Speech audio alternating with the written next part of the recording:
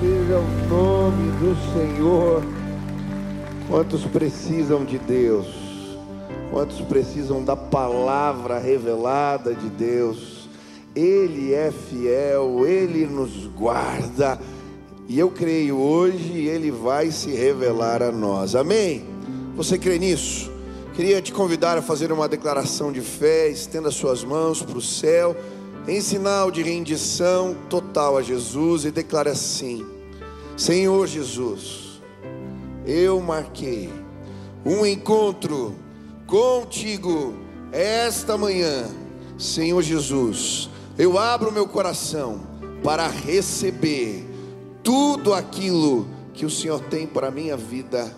Eu te dou liberdade para falar comigo agora, em nome de Jesus. Amém, amém. Louvado seja o nome do Senhor. Pode sentar, querido. Que privilégio podemos estar na casa de Deus, procurando ao Senhor e estudando a palavra dele. Hoje eu queria compartilhar com vocês o texto da palavra de Deus que se encontra em Gênesis, no capítulo 6, versículo 9 a 14. Gênesis, capítulo 6, versículo 9 a 14. Diz assim a palavra do Senhor: essa é a história da família de Noé. Noé era homem justo, íntegro, entre o povo da sua época. Ele andava com Deus. Noé gerou 3 filhos, Sem, Cã e Jafé. Ora, a terra estava corrompida aos olhos de Deus e cheia de violência. Ao ver como a terra se corrompera, pois toda a humanidade havia corrompido a sua conduta, Deus disse a Noé: darei fim a todos os seres humanos, porque a terra encheu-se de violência por causa deles. Eu os destruirei juntamente com a terra. Você, porém, fará uma arca de madeira de cipreste, dividida em compartimentos e revista de piche por dentro e por fora. O que me chamou a atenção aqui, enquanto estava lendo esse texto da palavra de Deus, é que a iniquidade havia se espalhado na terra. E ela havia alcançado todos os níveis da sociedade e se manifestava de formas distintas. A Bíblia vai dizer exatamente isso: a perversidade do homem aumentou. O versículo 5 e 6 dizem assim: toda a inclinação dos pensamentos do seu coração era sempre e somente para o mal. Então o Senhor arrependeu-se de ter feito o homem sobre a terra, e isso lhe cortou o coração. O que a Bíblia está dizendo é que a iniquidade, a corrupção se espalhou em tal nível nos dias de Noé, que Deus resolveu trazer juízo sobre a terra. E por isso ele diz: darei fim aos seres humanos, porque a terra se encheu de violência. A iniquidade havia se espalhado nos dias de Noé sobre a terra. E sabe, eu creio que nós estamos vivendo tempos e dias onde a iniquidade, a corrupção, a violência aumentaram, se espalharam sobre a terra de todas as formas. Eu estava lendo uma pesquisa sobre as crianças que nesses dias de pandemia se tornaram vítimas de pais agressores durante o isolamento. E os números são alarmantes. O pastor Nassif esteve aqui na semana passada e ele falou que a sua filha trabalha numa enfermaria nos Estados Unidos, e ela testemunhando que naquela semana uma criança tinha morrido porque o pai arremessou o neném, a criança, contra a parede. Coisas absurdas. Eu não sei você, mas quando eu vejo as notícias, os jornais, uma indignação toma conta. Às vezes eu fico bravo, às vezes a minha mulher fala que você está resmungando, aí eu estou vendo notícia. É impressionante. O mal se alastrou de todas as formas. Eu lembro, alguns meses atrás, quando houve a legalização do aborto na Argentina, eu fiquei impressionado com as imagens. Eram muitas mulheres, milhares de mulheres nas ruas. E quando saiu a notícia, elas pulavam e comemoravam como se fosse uma final de Copa do Mundo. Eu fiquei alarmado. O que está acontecendo? Que dias são esses? O que estamos vivendo? A banalização da família, do sexo. Estava com uma jovem que voltou de uma reunião da Uni, em Brasília, ela falando, pastor, eu fiquei chocado. Durante dias foi promiscuidade sexual. Os meus amigos, eles não são, eles chamam pansexuais. Eram orgias de todo tipo, droga solta. Durante dias, e tudo isso sendo patrocinado pela gente. Pior de tudo. Um absurdo que acontece. Nós vivemos tempos difíceis. Mas o que me chama a atenção também é que na palavra de Deus, quando a corrupção aumentou, a violência aumentou, a Bíblia diz que mesmo assim, Deus se manifesta trazendo um plano para salvar. E aí o versículo 14 diz, você porém fará uma arca de madeira de cipreste, dividida em compartimentos e revista de piche por dentro e por fora. Deus mandou Noé fazer uma arca, porque mesmo quando ele manifesta juízo, ele sinaliza a sua graça. E hoje eu quero entender junto com você o que a arca representou nos dias de Noé, mas o que ela representa para nós nos dias de hoje. A primeira lição que eu aprendo com esta imagem viva que representa a arca é um convite ao arrependimento. A arca representava isso. Eu acho interessante quando a Bíblia nos fala sobre os números que envolvem a arca. No versículo 15 ele diz, faça com 135 metros de comprimento, 22 metros e meio de largura e 13 metros e meio de altura. Você pode imaginar alguém construindo uma embarcação no meio de um deserto, do tamanho de um prédio, 135 metros por 23, por 13 de altura, era imensa a embarcação. No meio de um deserto, você pode imaginar o impacto disso? A Bíblia não nos fala quanto tempo Noé levou para terminar a construção da arca, mas pelas dimensões, eu acredito que ele levou muitos anos. Foram longos e árduos anos de trabalho. Eu consigo imaginar as pessoas chegando e perguntando, o que você está fazendo? O que é isso? Que negócio é esse? Que embarcação é essa? Muitos, eu creio, dizem, esse homem está louco, ficou um velho caduco. Mas durante longos anos, Deus estava sinalizando a sua graça. Era como uma espécie de um grito, de um clamor no meio do deserto. Aquela embarcação era Deus gritando através de Noé e dizendo, arrependam-se, arrependam-se, arrependam-se. Aquele era um sinal visível e claro, era um convite, era um clamor desesperado de Deus, dizendo ao povo, aquele tempo, convertam-se, voltem-se para Deus. E sabe, eu creio que muitas vezes, nesse processo de nos voltarmos para Deus, procuramos sinais. Eu lembro de uma senhora que eu atendi, e acompanhei ela durante um tempo, e ela começou a vir na igreja, mas ela era oriunda de outra religião. E durante a vida inteira dela, ela serviu a esta causa, a essa religião, e creu em Deus daquela maneira. Então mudar os seus conceitos era algo muito difícil. E eu lembro que logo no começo dos atendimentos, ela falava para mim, quando a gente conversava, eu quero um sinal, um sinal de Deus, para eu entender que isso é a verdade. Eu não quero mudar minha vida, romper com as minhas tradições, romper com a minha família, sem ter convicção, certeza. Eu lembro que eu fui atendendo ela e um dia, quando ela disse isso mais uma vez, eu falei: minha irmã, Deus já te deu tantos sinais. Olhe para a sua casa. Todos os seus filhos se converteram.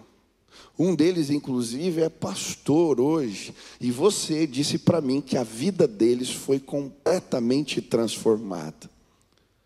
A senhora também me disse que Deus te deu sonhos. E nesses sonhos, Jesus aparecia para você fazendo o sinal da cruz e te convidando para um novo caminho. Você ouviu a palavra e muitas vezes, quando ela foi lida nos cultos, você me disse que era como se você já conhecesse as histórias e Deus estivesse falando com você. Todos os dias a senhora acorda para falar com Deus e diz que de alguma maneira sente a presença de Deus quando ora e pega a Bíblia. Deus está sinalizando e já sinalizou de forma clara a sua vontade. E sabe, muitas vezes nós queremos algo a mais que não vai acontecer. Foi assim nos tempos de Jesus. A Bíblia vai dizer que Jesus, em Mateus 16, é confrontado pelos fariseus e saduceus, que o põem à prova, pedindo que ele mostrasse um sinal no céu. E olha o que ele responde: quando a tarde vem, vocês dizem, vai fazer bom tempo, porque o céu está vermelho, é de manhã. Hoje haverá tempestade, porque o céu está vermelho e nublado. Vocês sabem interpretar o aspecto do céu, mas não sabem interpretar os sinais dos tempos. Uma geração perversa e adúltera pede um sinal miraculoso, mas nenhum sinal lhe será dado, a não ser o sinal de Jonas. Então Jesus os deixou e retirou-se. Jesus estava fazendo milagres diante deles. Eles estavam vendo sinais e mesmo assim não entendiam o clamor, o chamado de Deus ao arrependimento. E Jesus diz: não, o único sinal agora que vocês vão ter é o de Jonas. Ele está falando a respeito da sua morte e ressurreição, do que aconteceria com ele. Ele está, sim, se comparando a Jonas, que ficou 3 dias dentro da barriga de um peixe. E ele está falando: olha, esse é apenas o sinal que vocês vão ter. Sabe, eu creio que nesses dias não é preciso muito para interpretarmos os tempos. Assim como é possível saber que o sol desponta lá fora, está amanhecendo, e quando chega o final da tarde, o dia está indo embora, é muito claro para mim que nestes dias Deus está chamando a terra e nos convocando ao arrependimento. Nos dias de Joel, quando uma nuvem de gafanhotos vem sobre a terra, ele começa a dizer: perguntem aos mais velhos se isso já aconteceu antes, se isso é algo normal, se isso é assim. Deus de alguma maneira está nos chamando para perto. E eu creio, diante de tudo que estamos vivendo, diante de tudo que está acontecendo, é como se Deus nos nossos dias tivesse colocado uma arca no deserto, para dizer: olhem para mim, olhem para mim, se arrependam, se arrependam. É tempo de arrependimento. E a arca representava isso nos dias de Moisés e representa isso para nós. Eu gosto de uma história que eu ouvi de alguém que estava fazendo uma pintura no telhado de uma catedral, uma obra de arte. E ele começa a andar para trás num andaime, e uma pessoa lá embaixo começa a gritar: olha, você vai cair, você vai cair, você vai cair. Mas ele não escuta, ele está tão entretido com o que está fazendo. E aquela pessoa então pega um pouco de barro e joga na pintura, e aí então ele olha, bravo para baixo: o que você fez? Eu te salvei. Sabe, eu creio que nesses dias, Deus está chamando a nossa atenção. É tempo de se arrepender. Meu irmão, eu não sei como anda a sua vida, eu não sei o que você tem feito, eu não sei se tem coisas para acertar, Mas, querido, em nome de Jesus, não deixe para amanhã, não deixe para depois de amanhã. Você não sabe o que vai acontecer amanhã. Deus está nos chamando para perto. A arca sinalizava um convite de Deus, e eu creio, quando eu olho para os sinais destes tempos, eu posso dizer: Deus está me chamando e te chamando para acertarmos a nossa vida diante dEle. Quantos querem fazer isso, se acertar diante de Deus? Aleluia. Mas a arca também representa um lugar de salvação. Capítulo 7, versículo 1 diz: então o Senhor disse a Noé: entre na arca, você e toda a sua família, porque você é o único justo que encontrei nesta geração. E o que me chamou a atenção aqui é o significado da palavra arca.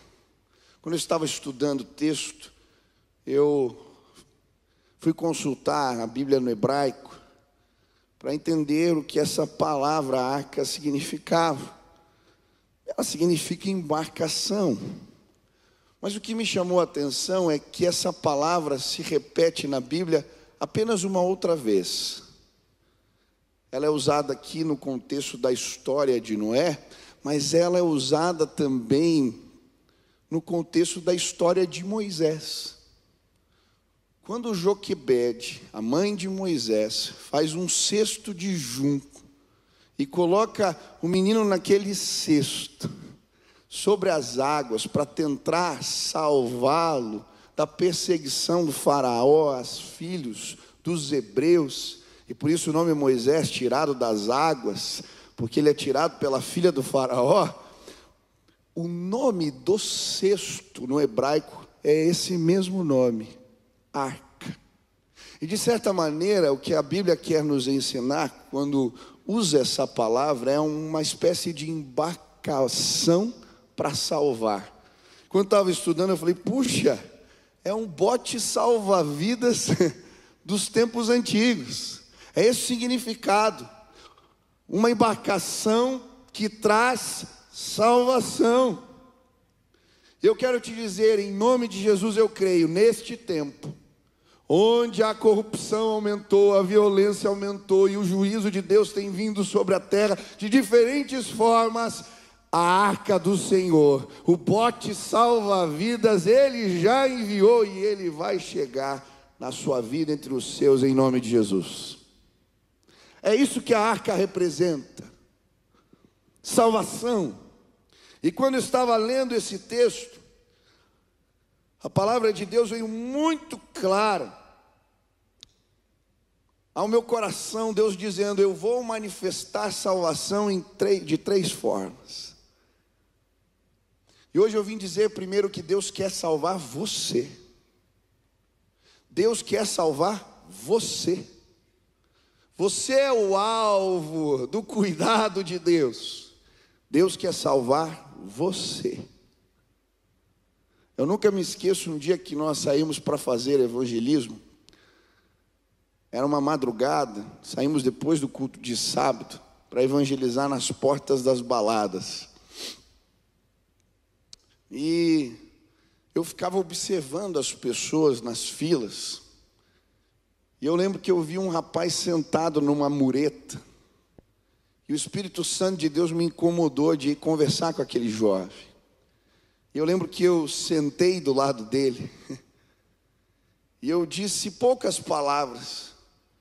Eu só conseguia dizer: eu não sei porquê, mas Deus me mandou vir aqui dizer que Ele quer salvar você.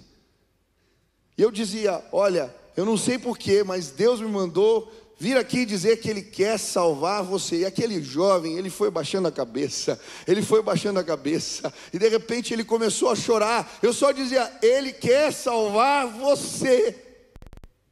Aquele moço então, com os olhos cheios de lágrimas, olhou para mim e disse: eu conheço a palavra. Eu não sei o que eu estou fazendo aqui. Sabe, naquela madrugada Deus mandou um bote salva-vidas para tirar aquele jovem daquele lugar. Eu lembro também do dia que eu fui convidado para pregar num presídio para jovens infratores. E eu lembro que eu entrei numa ala dos meninos que tinham cometido atrocidades. Eles não podiam ficar com os outros presos, senão eles eram linchados. Eu estava com outros irmãos e começamos a ministrar a palavra. Muitos dos jovens não deram tanta atenção, mas houve um que no final da reunião veio me procurar com a Bíblia na mão. Ele disse: pastor, eu ganhei uma Bíblia aqui no presídio, e um dia eu pedi para que Deus falasse comigo. E eu abri a Bíblia e caiu nesse texto, era João 8, se eu não me engano, que falava: vós sois filhos do diabo e tem parte com ele, tem feito as obras dele. Mas na sequência o texto falava: conhecereis a verdade e a verdade vos libertará. Pastor, é Deus falando comigo? Eu disse: sim, Ele te mandou a palavra e me mandou aqui para confirmar a palavra. E um bote salva-vidas chegou no meio daquele lugar de corrupção extrema. Aquele jovem foi liberto e entregou a sua vida a Jesus aquela tarde. Deus veio salvar eu e você. Essa semana que passou, 2 atrás na célula, eu tenho dito: é tempo de colheita. Uma grande colheita vai acontecer nos próximos dias. Quantos creem nisso? Na minha célula eu estava ministrando, e um jovem, dono de academia, foi convidado para a célula. E de repente, no meio da palavra, eu senti que Deus tinha algo para a vida dele. E olhei para ele pelo Zoom e comecei a dizer: Deus tem algo com você, Deus está fazendo algo na sua vida. Aquele moço começou a sentir a presença do Espírito Santo.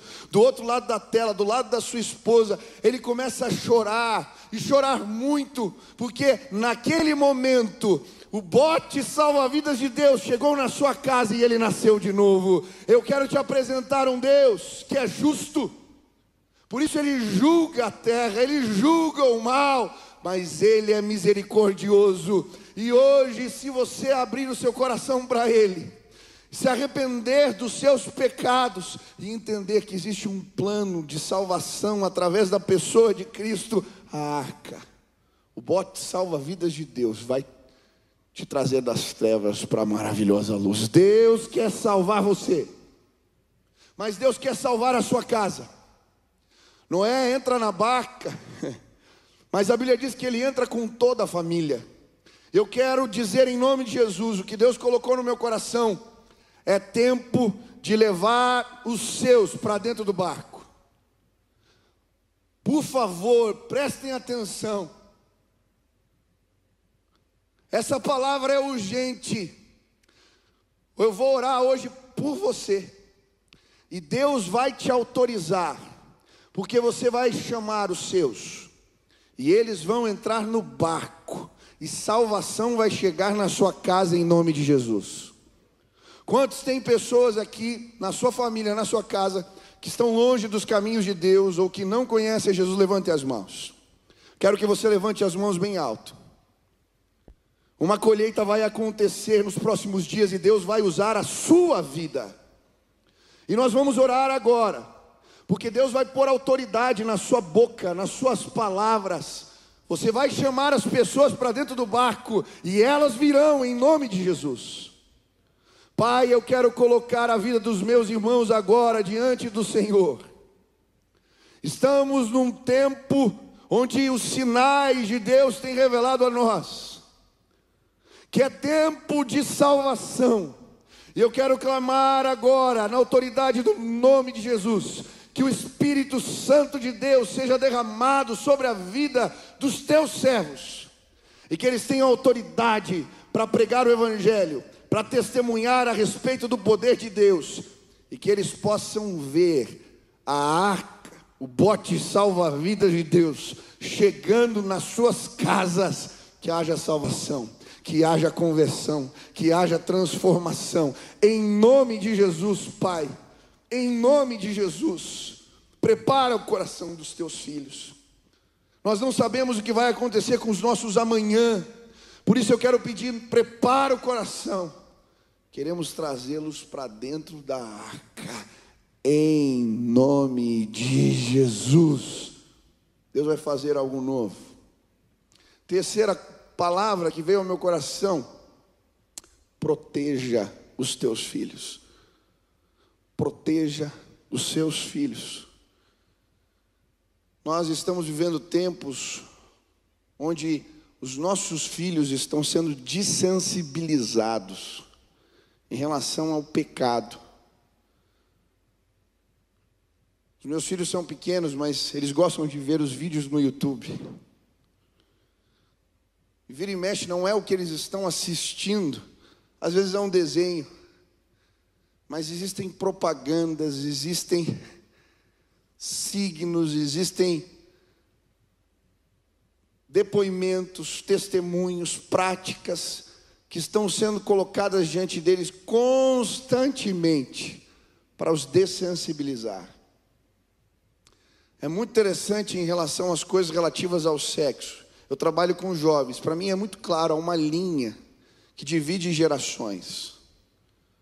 Uma geração onde determinadas práticas geram repulsa e uma geração onde eles foram dessensibilizados.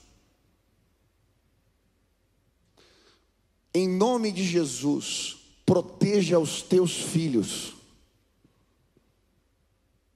O que eles assistem, aonde eles estudam, o que eles fazem. Olha, uma das coisas que eu dou graças a Deus foi por ter levado os meus filhos para uma escola cristã. Todos os dias a gente ia para uma boa escola, na cidade de Curitiba, mas eles iam chorando. Hoje, quando eu volto para buscar ou levo eles, o melhor do dia é a escola. Eles voltam cantando músicas da Bíblia, falando dos versículos, das histórias, dos valores, e o meu coração se encheu de alegria. Sabe o que eu estou fazendo de alguma maneira? Tentando colocar meu filho, minha filha dentro da arca. Eu não tenho como protegê-los totalmente, a não ser confiando em Deus e dedicando eles ao Senhor, mas enquanto eu posso, eu quero pôr a minha família e os meus dentro da arca. Quantos são pais aqui de filhos pequenos? Isso, proteja os teus filhos. Proteja os teus filhos. Cuide, guarde. Deus quer trazer salvação nesses dias. Terceira lição que eu aprendo com a arca e que ela representa para mim: um desafio de fé.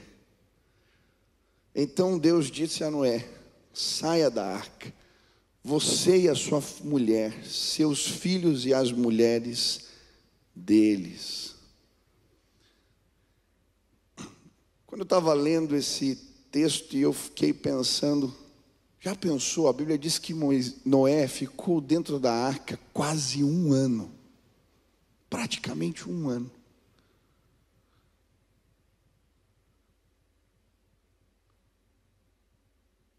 É muito tempo. Muito tempo. Sair, começar de novo, abandonar o lugar que representava segurança, era um desafio de fé. É por isso que ele manda um passarinho, depois manda outro. Ele queria ver se ia pisar em terra firme. Mas não apenas a insegurança do que estava por vir, porque eu creio que o isolamento dentro da arca, depois de tanto tempo, também incomodava ele e os seus. Mas era uma mudança radical de vida. De certa maneira, durante anos ele tinha se dedicado a um mesmo trabalho. A vida dele girava em torno daquela arca, e agora, quando as portas se abrissem, o novo estava diante dele. E sabe, a arca me ensina que podemos deixar para trás, podemos começar de novo. A arca me ensina que Deus, Ele coloca diante de nós um futuro melhor, mas nós temos que ter coragem de abandonar a arca. Eu estava ouvindo um podcast esses dias, muito interessante. O pastor Douglas Gonçalves estava entrevistando o pastor Lamartine Portela. Muitos conhecem aqui porque ele comenta a novela do Gênesis lá, né? Depois que a novela passa, ele deixa o comentário que é da Bíblia ou não. E eu achei muito interessante. Ele já é um senhor, muitos anos de ministério, pastor da Igreja Batista Palavra Viva, esse era o nome da igreja até então. E ele disse: olha, em 2019, eu estava orando e Deus me mandou abandonar a arca. Durante muitos anos eu construí um ministério sólido. A nossa igreja tinha cerca de 5, 6 mil membros. Ministério conhecido, muito forte em São Paulo. Mas eu comecei a orar pela minha igreja. O que Deus tinha nesse novo tempo? E Deus falou: eu tenho um caminho novo. E aí foi muito clara a direção de Deus de começar a usar as redes sociais. E Ele começar a pregar o Evangelho através dessa frente. E aí, passado um tempo, ele continuou orando, e Deus falou para ele: agora, eu quero que a tua igreja seja uma igreja para o mundo. E aí ele falou: bom, se é uma igreja para o mundo, eu vou ter que mexer no nome da igreja. Imagine, depois de 30 e poucos anos, ministério consolidado, tinha que mexer no nome da igreja, e ele escolheu um nome muito estranho, chama Ya Church. Ya Church. Era um nome lá que eles usavam num determinado ministério, ele falando com a filha. E aí ele pediu sinais para Deus. É uma igreja batista, tem assembleia. Levou a matéria para a igreja, falou que Deus tinha falado com ele. Falou: se tiver mais 70%, eu vou entender que é do Senhor. Houve 100% de aprovação. A igreja Palavra Viva virou a Church, com uma ênfase nas redes sociais. Sabe o que aconteceu? Hoje eles têm só na Europa 150 células, só na Europa. Esse pastor tem uma rede social no YouTube, só no canal do YouTube dele tem mais de 1 milhão de seguidores. E ele falando naquele dia: hoje nós somos uma igreja local de 10 mil membros, em 2 anos nós quase dobramos. Mas eu tive coragem, porque Deus me deu uma palavra de deixar a minha arca. Eu não estou aqui dizendo que essa estratégia vai funcionar para todos, porque Deus tem caminhos diferentes e formas diferentes. Eu não acredito que se todo mundo quiser mudar o nome para Yatia, vai dar certo. Mas eu estou dizendo que muitas vezes Deus coloca diante de nós o novo. E para vivermos um futuro melhor, nós temos que deixar para trás a nossa arca, aquilo que representa segurança para nós. Eu não sei qual é a tua arca. Talvez nesses dias, frentes novas surgiram, trabalhos novos surgiram. Deus está te empurrando para caminhos novos. E deixa eu te dizer algo, preste atenção. Deus tem um futuro melhor para você. Creia. Pode mandar os passarinhos buscar os sinais da terra, mas obedeça aquilo que Ele te mandar, e a bênção do Senhor vai chegar sobre a sua vida e seu ministério. Por fim, quero terminar aqui. A arca representa um sinal do temor do Senhor. Eu acho interessante, no versículo 4, a Bíblia diz assim: no 17º dia do 7º mês, a arca pousou nas montanhas de Ararat. Eu achei impressionante esta imagem. Uma arca do tamanho de um prédio, agora não estava no deserto, ela estava em cima de uma montanha. E olhando para esse quadro que a Bíblia nos apresenta, o Senhor falou comigo: olha que interessante, como colocaram a arca lá em cima. Eu consigo imaginar as gerações seguintes se perguntando: como puseram esse barco lá em cima? O que ele está fazendo ali? De certa maneira, uma arca em cima da montanha era um sinal para as próximas gerações aprenderem o temor do Senhor. Sabe, notícia velha a gente esquece rápido. Às vezes acontecem absurdos e eu vejo políticos no poder que fizeram coisas absurdas e a gente esquece. É muito interessante. Coisas acontecem na nossa vida e a gente esquece, a gente segue. Mas eu creio que nos nossos dias Deus quer nos lembrar. Ele vai deixar de alguma maneira arcas em cima das montanhas.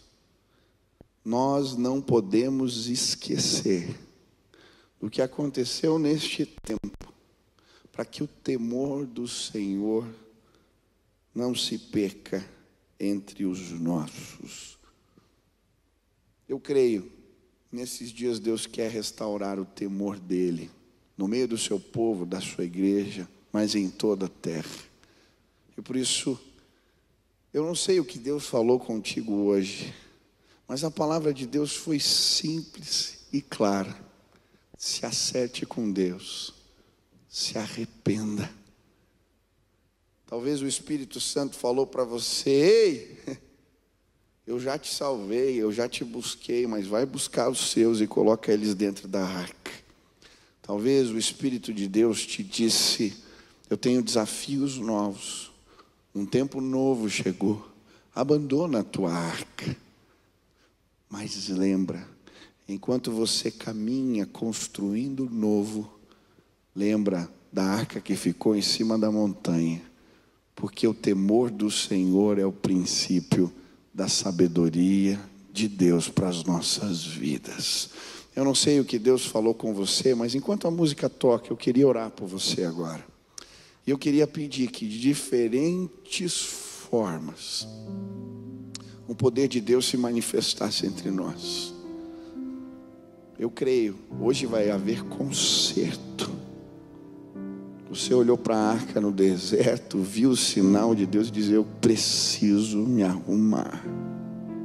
O poder de Deus vai cair sobre nós hoje. O Evangelho é o poder de Deus para transformar todo aquele que crê. Pastor, mas eu não tenho jeito. Tem jeito sim. Lembro do jovem que falou para mim: para de gastar vela boa com defunto ruim. Eu dei um abraço nele no meio de um culto. Esse jovem, eu lembro alguns anos atrás, eu fui numa outra igreja e encontrei ele lá servindo a ceia, era diácono da igreja. Tem jeito, Deus muda, Deus resolve. Talvez Deus colocou alguém da sua família hoje no seu coração. Eu não sei, um desafio novo, eu não sei o que Ele te disse. Hoje eu queria orar por você. Eu creio, a bênção de Deus vai chegar.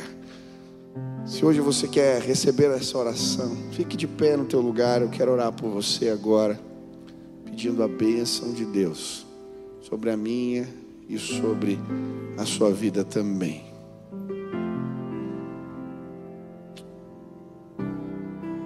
Feche seus olhos. Pai,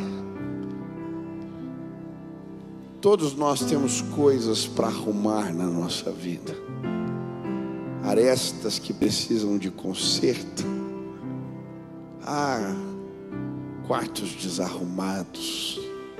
Mas eu quero pedir agora, Pai, que um senso de urgência tome conta dos nossos corações.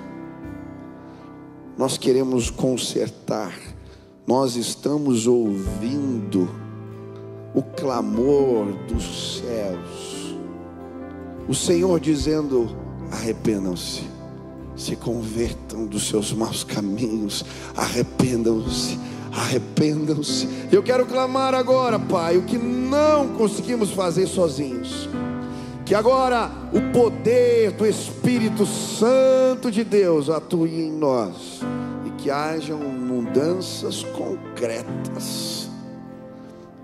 Em nome de Jesus, que pessoas sejam libertas agora de pecados, maus hábitos, de vícios, que possamos ser transformados pela obra do Espírito em nós.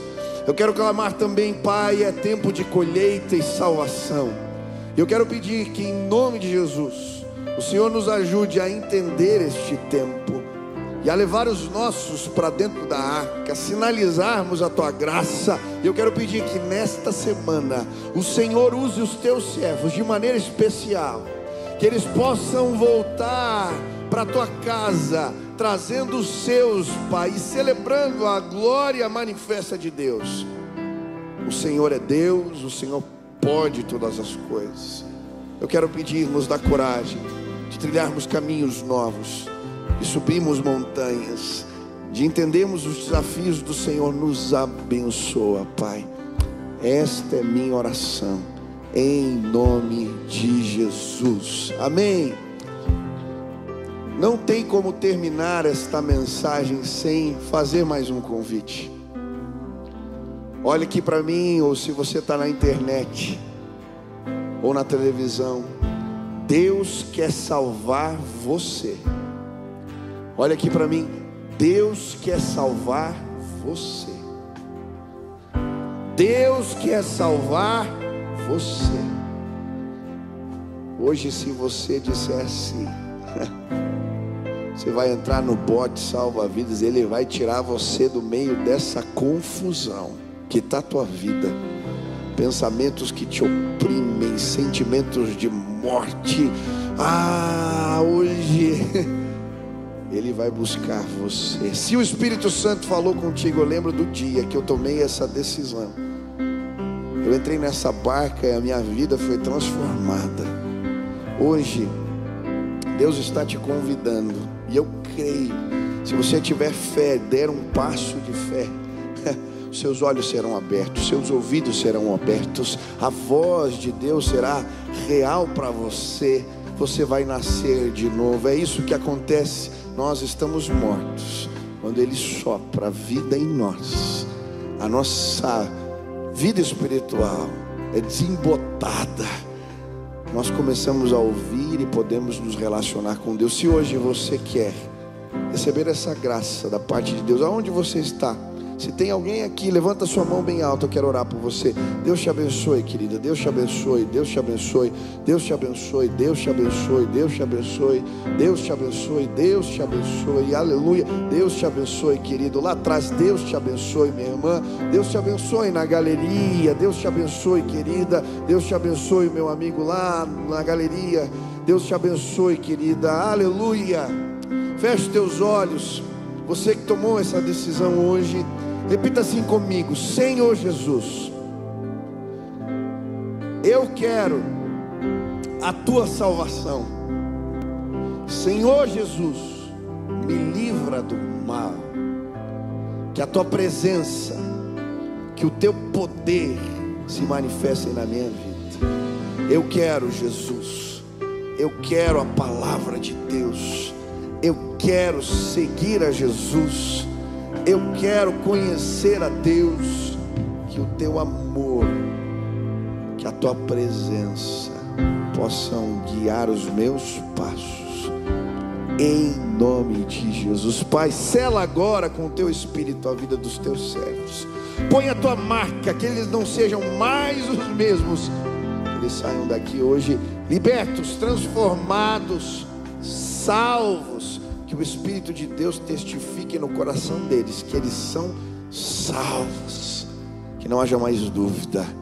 Faz assim, Pai, essa é a nossa oração, em nome de Jesus, amém. Vamos adorar a Deus.